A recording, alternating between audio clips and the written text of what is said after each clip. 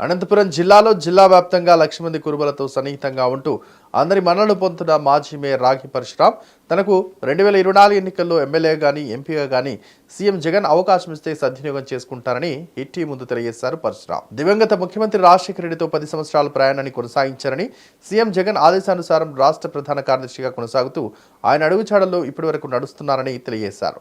రాజశేఖర రెడ్డి అనంతపురం మేయర్గా అవకాశం ఇచ్చారని సీఎం జగన్ కూడా తనకు అవకాశం ఖచ్చితంగా ఇస్తారని ఆశాభావం వ్యక్తం చేశారు. ఏ పదవి ఇచ్చినా కూడా తాను స్వీకరిస్తానని, పదవి లేకపోయినా కూడా పార్టీకి పనిచేస్తూ సీఎం గారి అడుగుజాడల్లోనే ఉంటానని చెప్పి తెలియజేస్తున్న రాగే పరశురాం గారి వద్ద మనం ఉన్నాం.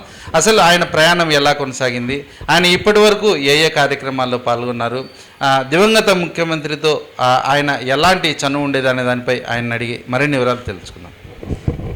రాజశేఖర రెడ్డి గారి దగ్గర మీరు ఏ విధంగా ఉండేవారు, అసలు మీ ప్రయాణం ఎలా కొనసాగింది?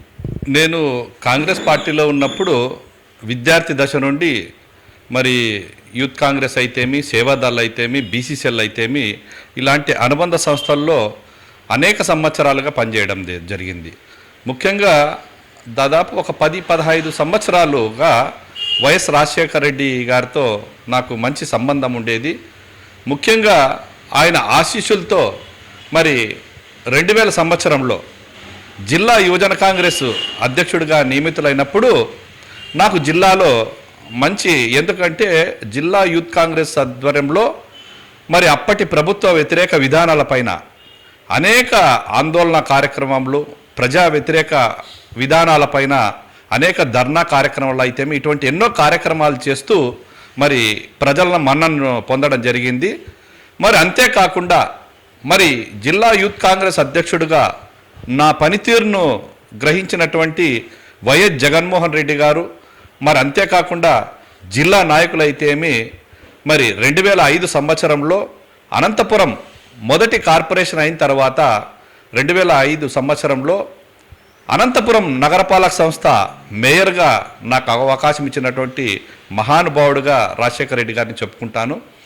మరి అంతేకాకుండా ఆ 2005 నుండి 10 వరకు అనంతపురం నగరపాలక సంస్థలో మేయర్గా పనిచేస్తూ మరి అనేక అభివృద్ధి కార్యక్రమాలు చేసినటువంటి అనుభవం కూడా నాకు ఉంది. ఎందుకంటే ఆ రోజున నేను 2005 సంవత్సరంలో నగర మేయర్గా పదవి బాధ్యతలు చేపట్టినప్పుడు సమ్మర్ వస్తే తాగునీటికి కటకటలాడేటువంటి పరిస్థితి, నీళ్ళ ట్యాంకర్ పంపిస్తే మహిళలు బిందెలతో కొట్టుకునేటువంటి పరిస్థితి ఆ రోజుల్లో ఉండేది.